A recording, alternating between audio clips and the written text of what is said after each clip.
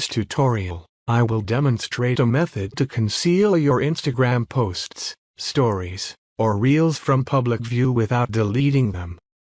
This will allow you to maintain access to your content while restricting its visibility to yourself. To achieve this, open the Instagram app and select the post you wish to hide.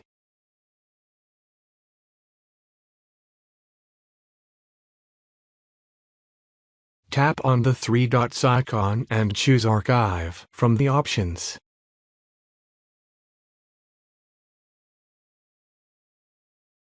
Once archived, the post will no longer be visible on your profile, ensuring its privacy. To view your archived posts, access the hamburger menu and select Archive. Ensure that you have selected the Post Archive option. Here, you will find the post you previously archived. Only you can view this archived content. If you wish to unhide a post, tap on the three dots icon and select Show on Profile. This will make the post visible on your profile again.